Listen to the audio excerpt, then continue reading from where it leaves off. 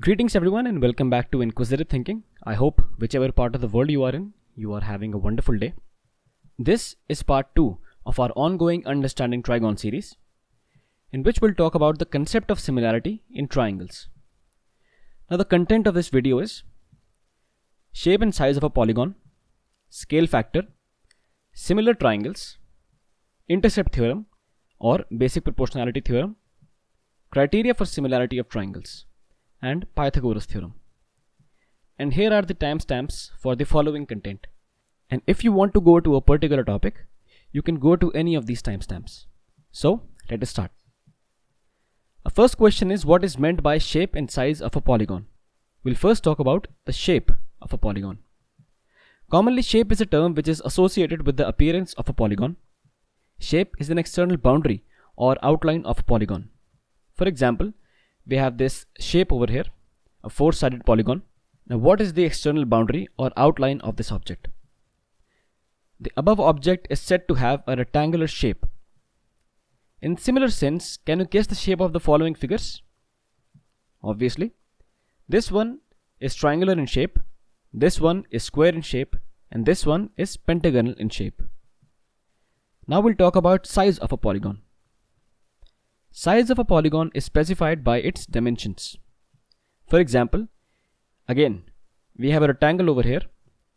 The size of the rectangle is specified by the magnitude of its length and breadth.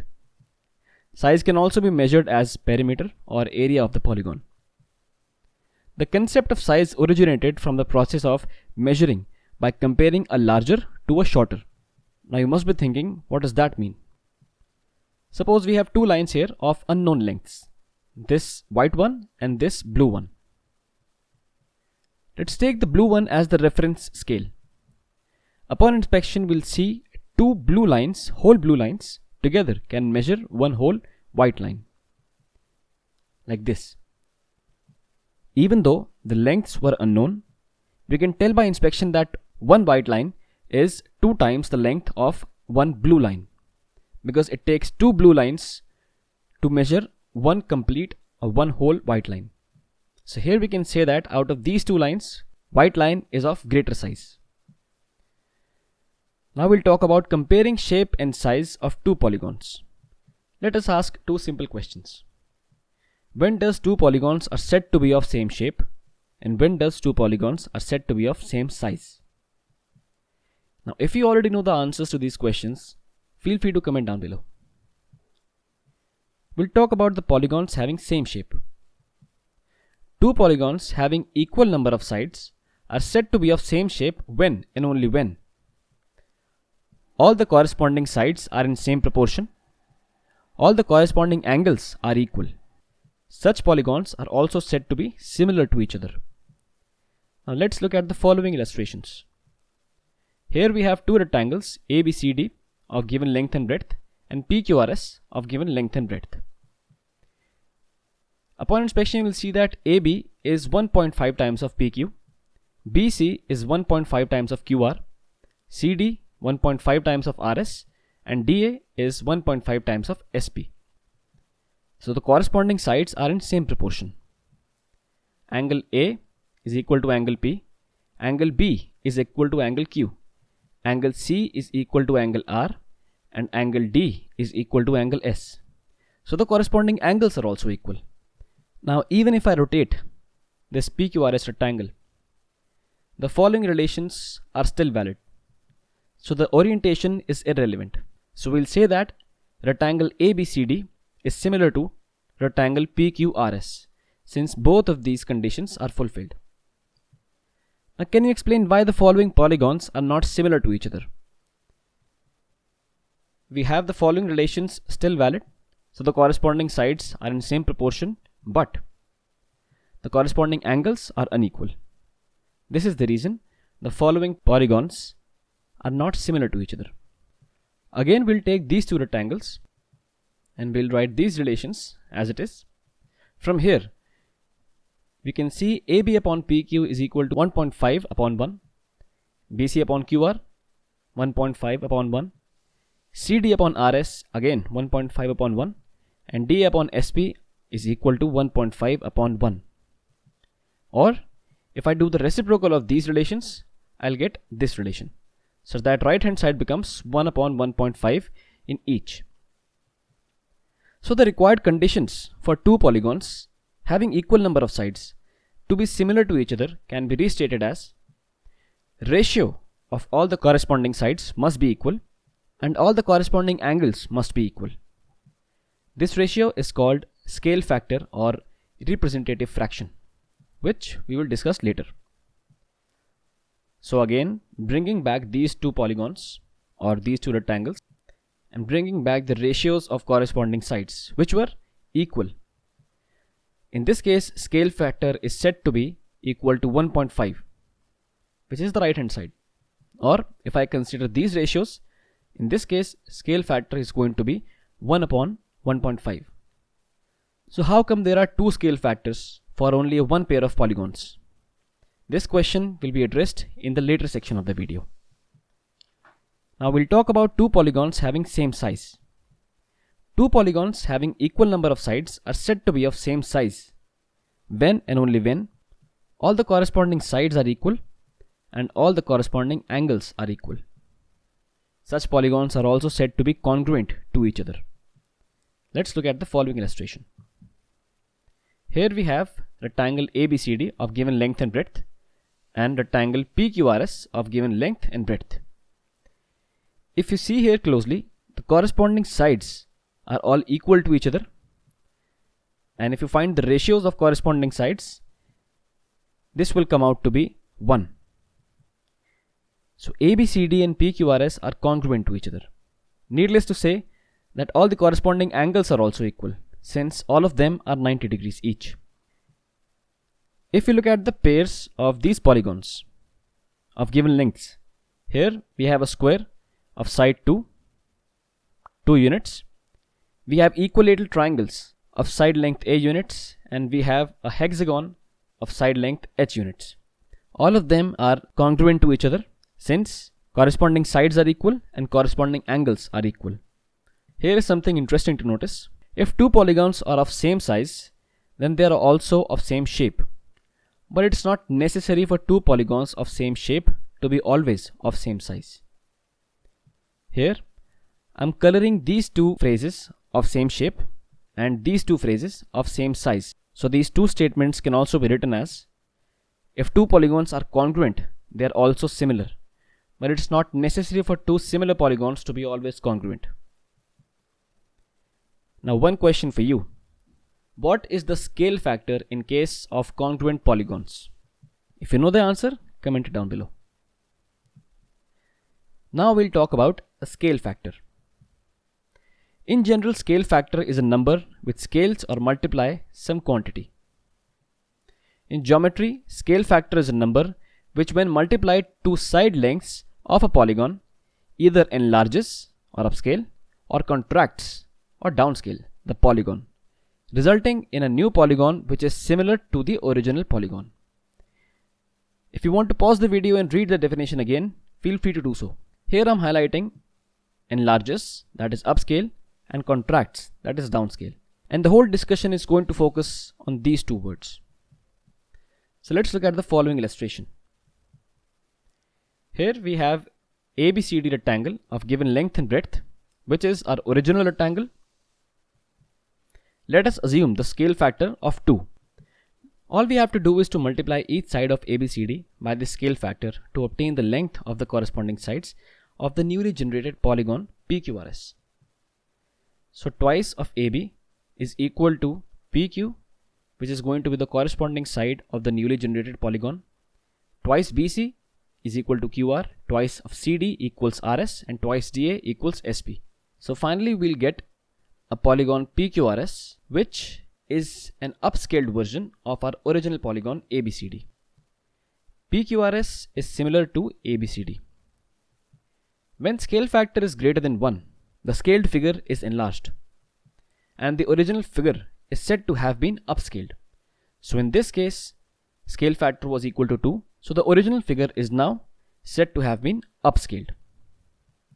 Now let's do the opposite. We have an original rectangle or original polygon ABCD of given length and breadth. Now let us assume the scale factor of 1 by 2.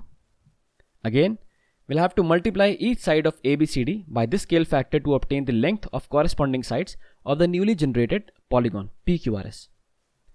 Here we are going to do the same things, and after we'll get a contracted polygon PQRS, which is a downscaled version of ABCD. Here again, PQRS is similar to ABCD, and when scale factor is less than 1, which in this case is 1 by 2, scaled figure is contracted, as you can see over here, and the original figure is said to have been downscaled. So here we have two rectangles of given length and breadth. Both of these are the original rectangles. Scale factor in this case is 2, and the upscaled rectangle is going to have the corresponding sides twice the sides of this original rectangle.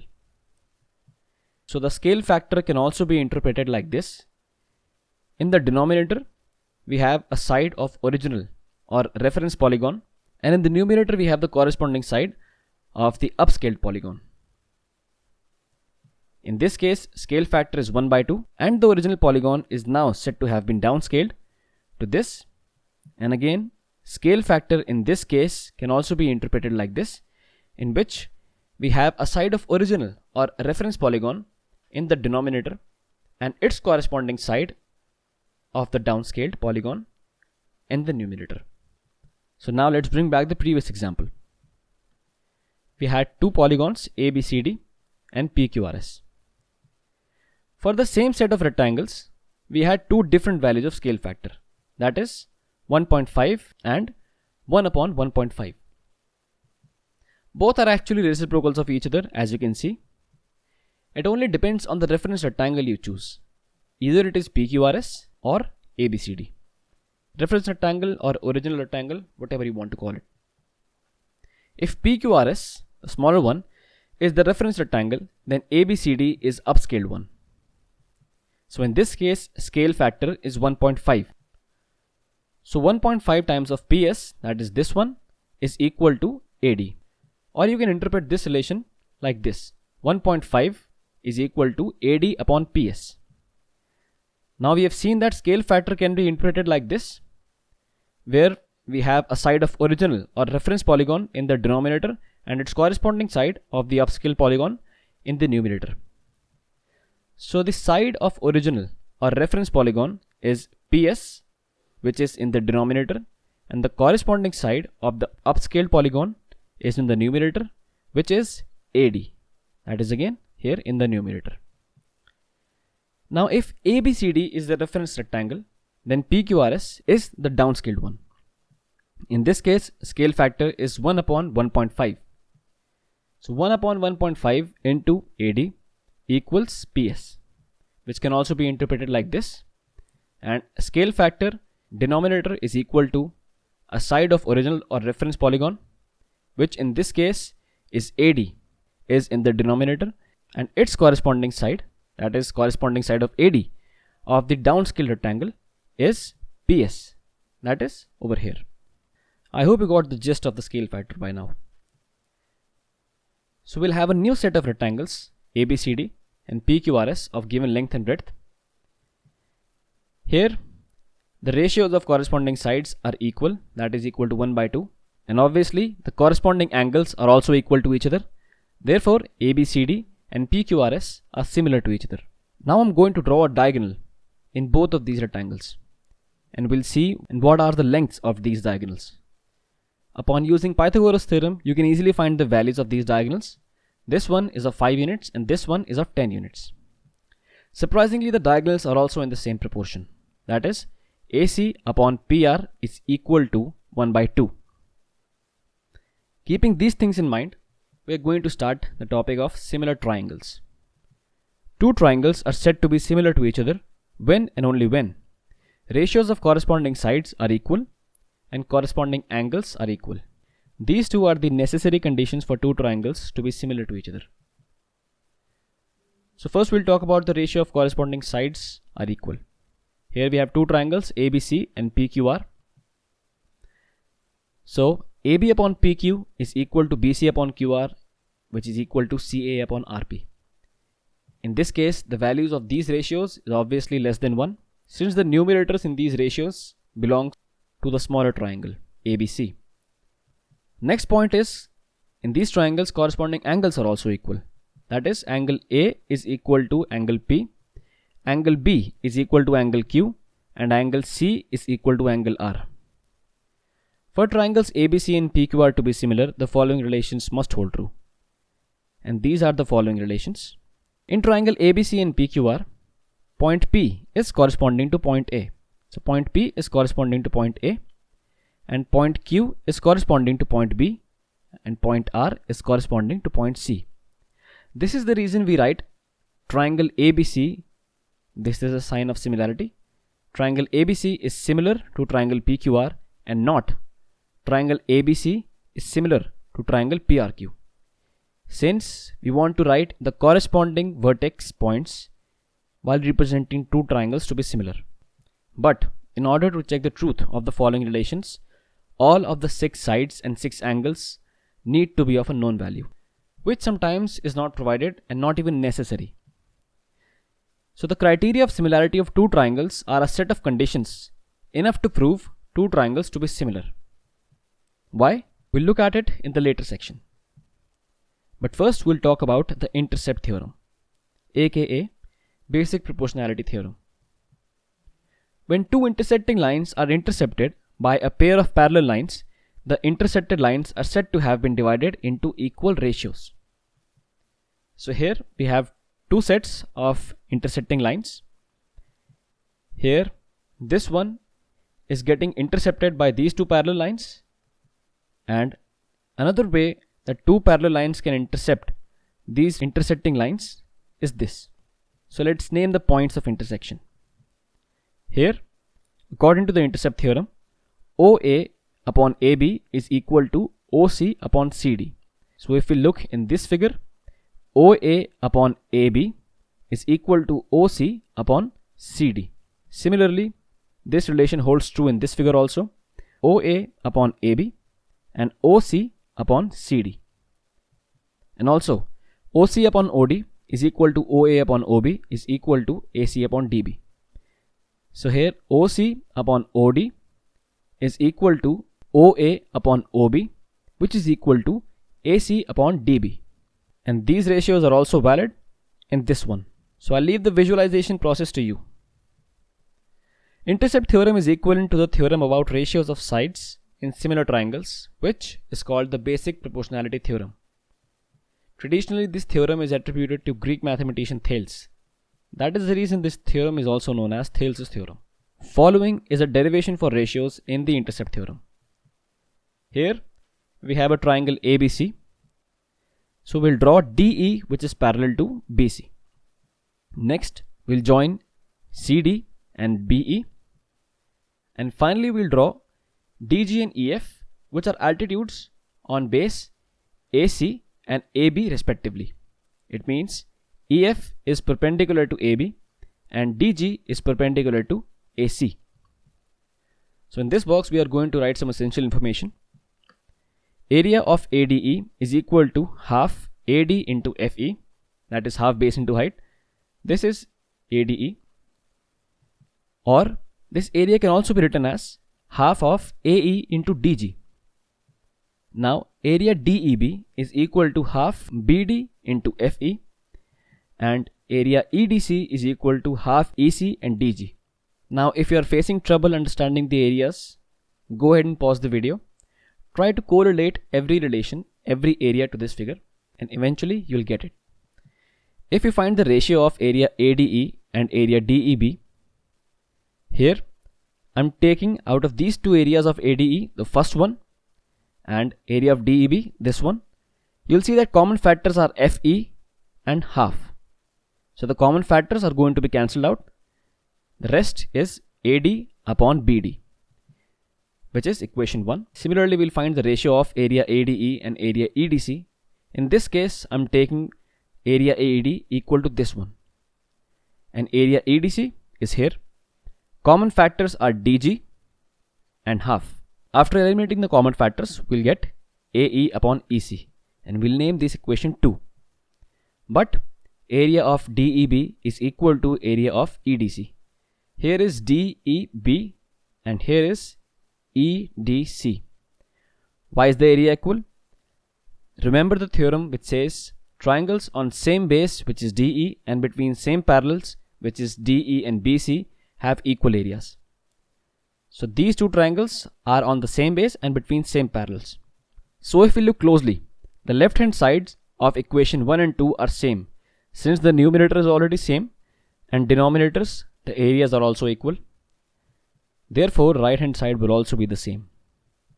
From here, we have AD upon DB equals AE upon EC. Now what I'm going to do is, I'll find the reciprocal of LHS and RHS and add 1 in both LHS and RHS. And finally, I'll have this. AB upon AD is equal to AC upon AE.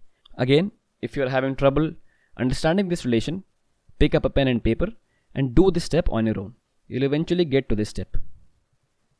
So carrying forward the previous result, now I'm going to draw a line from D through to H parallel to AC, such that DECH is a parallelogram. So here is DECH. This one is a parallelogram.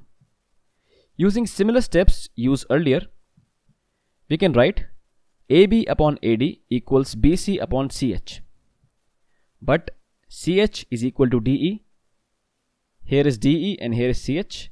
Both of these are the opposite sides of a parallelogram, which are by property equal to each other. So AB upon AD is equal to BC upon DE. But AB upon AD was equal to AC upon AE. So finally we can write AB upon AD is equal to BC upon DE, again equal to AC upon AE.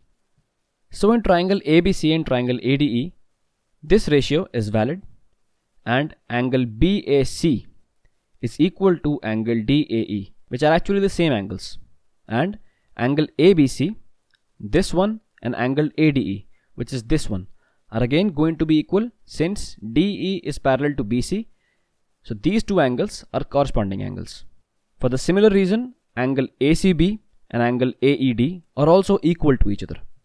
Therefore, we can say triangle ABC is similar to triangle ADE. Basic proportionality theorem states that if in a triangle a line is drawn from a point on one side to another parallel to the third side, it divides two sides in the same ratio. If DE is parallel to BC, then this relation holds true. Now converse to this theorem is also true. If a line divides any two sides of triangle in same ratio, then the line is parallel to the third side.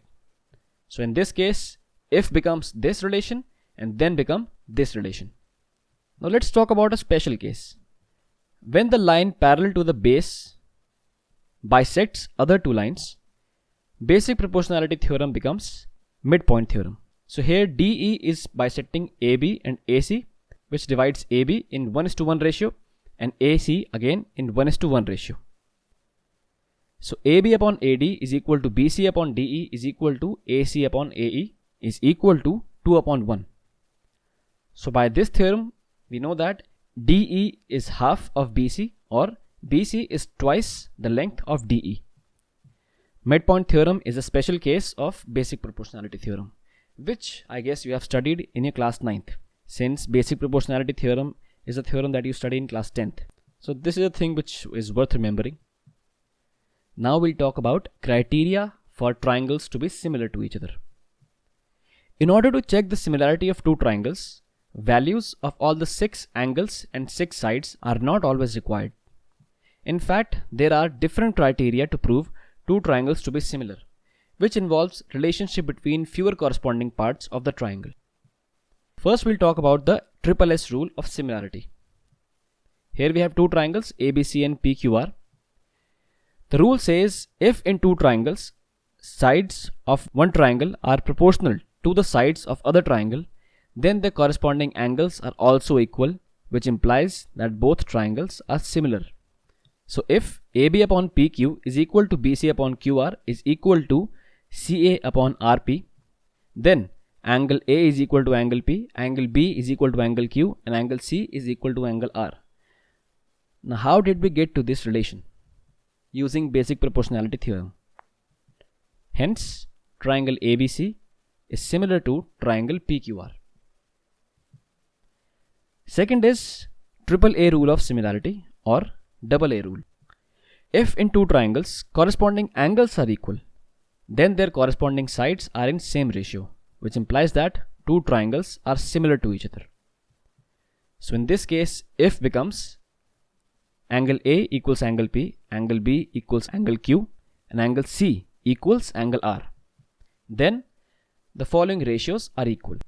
Again, this relation has been concluded using basic proportionality theorem. Hence, triangle ABC is similar to triangle PQR. Now this rule is also known as double A rule. The reason is, if two angles of one triangle are respectively equal to two angles of other triangle, the remaining angle in each triangle is also equal. This is again a fact which is worth remembering. So if we only know the values of two angles, there is no need to find the value of third angle in each triangle. Now third is SAS rule of similarity, which says if one angle of triangle is equal to one angle of other triangle and sides including these angles are also in same proportion, that is in the same ratio, this implies that triangles are similar to each other.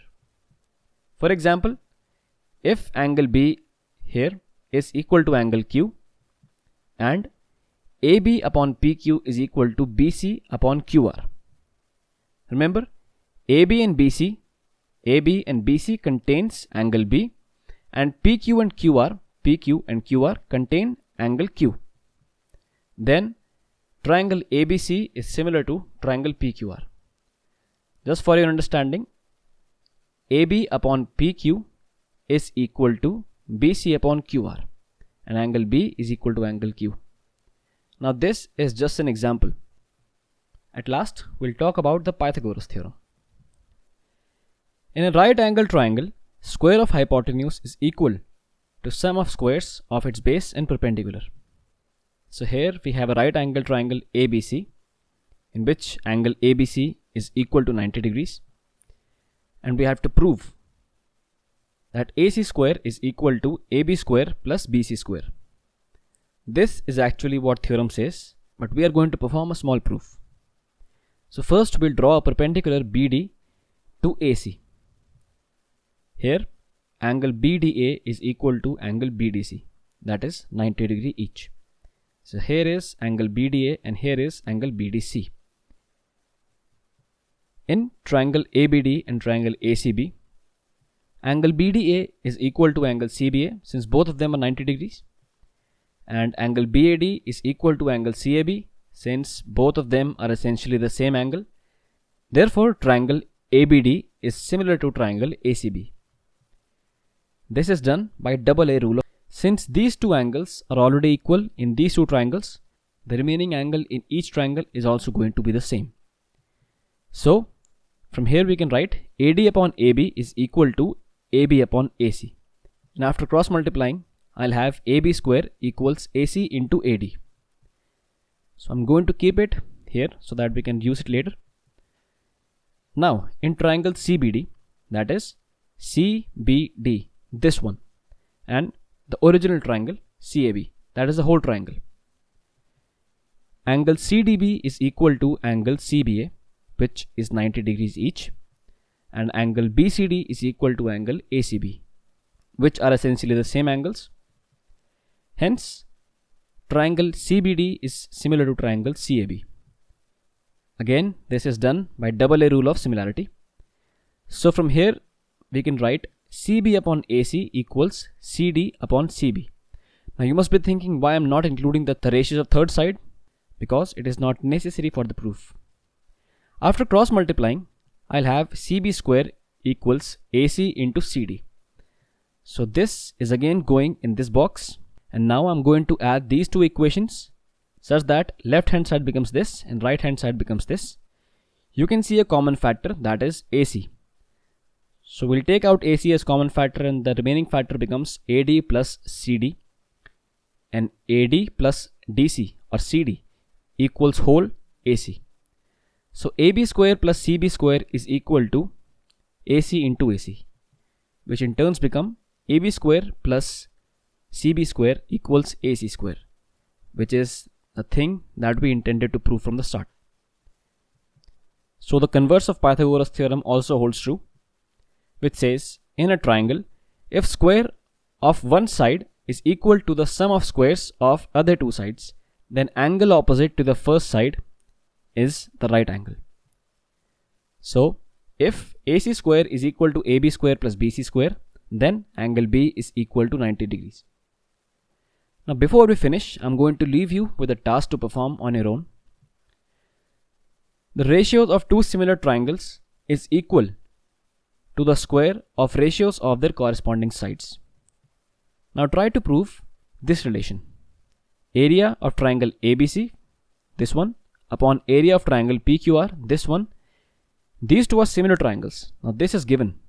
Now you have to prove AB upon PQ whole square is equal to BC upon QR whole square is equal to AC upon PR whole square, which is equal to the ratios of areas of these two triangles. I'm going to give you a hint. Draw a perpendicular AM and PN to CB and RQ respectively and try to get to this result. So this sums up part 2. अगर आप अभी तक इस video को देख रहे हैं, so first of all a big round of applause to you. I hope आपको इस वीडियो से काफ़ी कुछ समझ आया होगा. And if you are facing any doubts, feel free to comment down below. I'll be happy to assist you with any of your doubts. If you liked this video, make sure to give it a thumbs up, and obviously subscribe to this channel if you don't want to miss out the future content, since the series is still going on. Stay safe, stay healthy, and most importantly, stay inquisitive. We'll meet in part 3.